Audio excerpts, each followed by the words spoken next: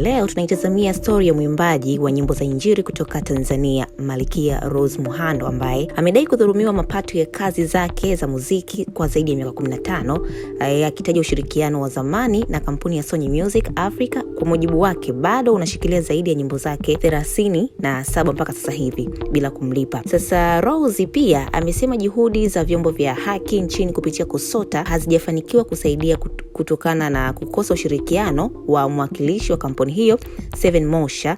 Rose Muhando ameomba serikali kupitia waziri wa habari, utamaduni, sanaa na michezo, Mheshimiwa Paul Makonda kuingilia kati ili haki itendeke na heshima ya wasanii ilindwe. Sasa Rose Muhando ameandika ujumbe mrefu sana kwenye Instagram page yake. Ujumbe unaosomeka hivi kwamba ni muda mrefu sana umepita, takriban miaka 15. Kwa nikinyamaza, nikivumilia kwa moyo wote, nikiamini haki yangu nitaipata, lakini leo maumivu yamenilazimu kufungua mdomo na kusema.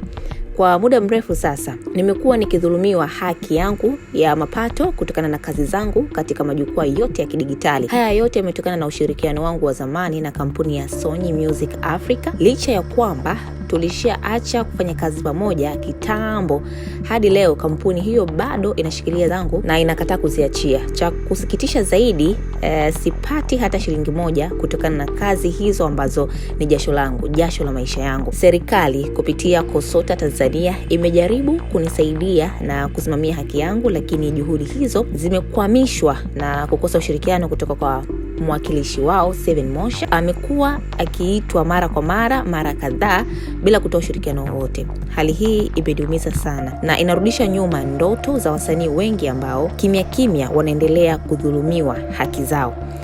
Kwa unyenyekevu mkubwa naomba serikali kupitia waziri wetu Mheshimiwa Paul Christian Makonda aingilie kati swala hili kwa haraka. Naomba haki itendeke, naomba jasho la msanii liheshimiwe, naomba ndoto zetu zisikandamizwe. So huu ulikopo ni ujumbe wake Malkia Rose Muhando, mwimbaji wa nyimbo za injili Tanzania, ambaye amekuwa akidhulumiwa haki yake kwa miaka zaidi ya 15. Kazi nyingi sana ambazo leo ameamua avunje ukimya na kueleza kile ambacho anakipitia. Vipi Rose Muhando atafanikiwa kurudisha haki yake na kulipwa kupitia jasho lake?